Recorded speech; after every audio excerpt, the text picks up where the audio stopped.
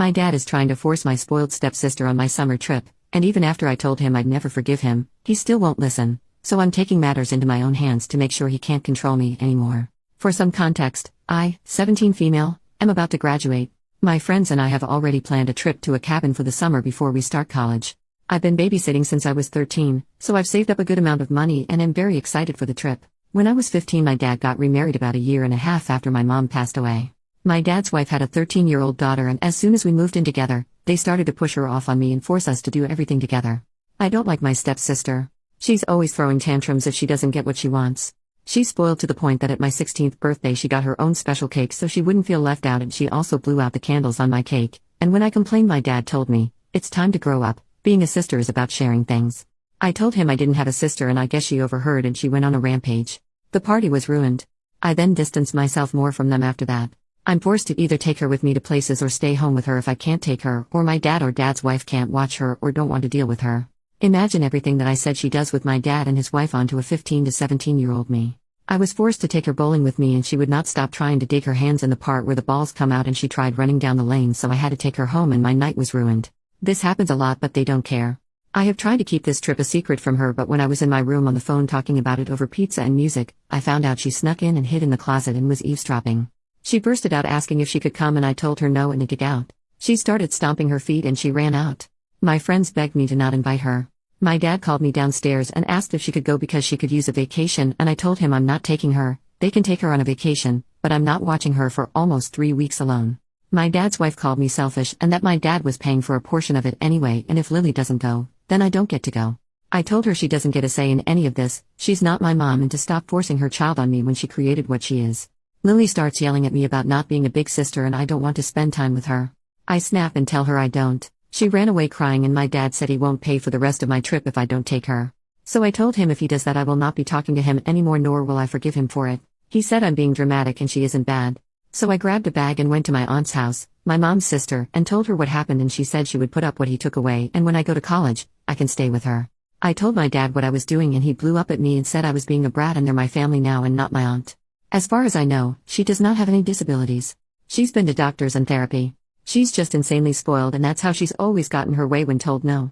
The first time I met her, everyone agreed on Mexican except her, and she was yelling in the car for 10 minutes before she calmed down by her mom appeasing her.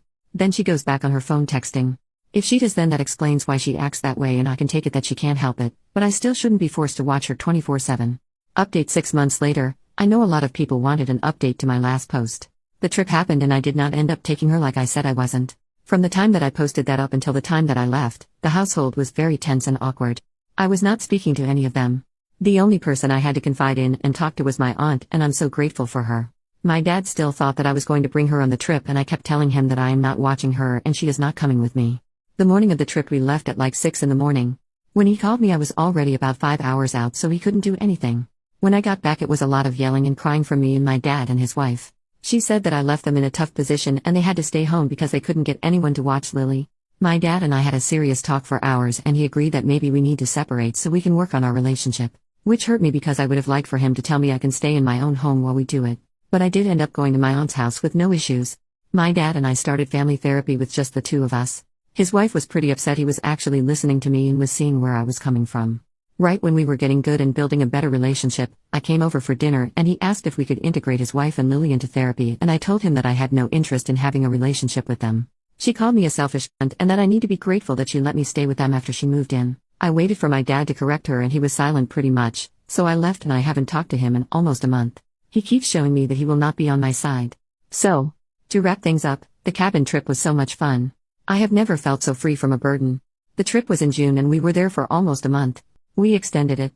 When I was packing for school, my dad came to visit and I guess his wife called and he had to lie about where he was because I guess she doesn't want him to see me. So I told him, we don't need to have contact right now or continue therapy because it's clear which part of his family he cares more about. I don't know what's going to become of my dad and right now I don't care. I'm focused on school and studying to become a nurse. I don't want any negativity to ruin this experience, but I'd be lying if I said it doesn't hurt that I don't have a parent to experience this with, but my aunt says she is my surrogate mom and to share all my worries and success with her. I am currently in my first week of college and the amount of freedom I feel here is also so, well, new. I am a little overwhelmed, but I am in an honors club. I also am in a creative writing and book club, and the friends I have made are so amazing. I am currently living on campus and I have never been better mentally. I'm getting separate therapy to deal with my mom's death because that was never offered to me by my dad. My aunt has truly become a mother figure to me. Being 2 states away from her is really hard, but I can't wait for weekend visits and holiday visits. Also, another thing is that I'm going to be a godmother. My aunt was told at 22 that she would never be able to have kids, and she is currently 4 months pregnant, and I'm so excited because if anybody is going to be a good mother, I know it's going to be her. When she came to visit and tell me, I think she saw I was a little worried. I told her I am so excited and happy for her and nothing will change that, but she's the only family I have right now and don't want to get left behind like I did at home, and we cried, and she promised me that she was filling in for my mom and she will be there for the rest of my life, whether I like it or not. I am planning the baby shower and I can't wait for the baby to be here. But yeah, that's it. Thanks all for checking up on me and giving me encouraging words.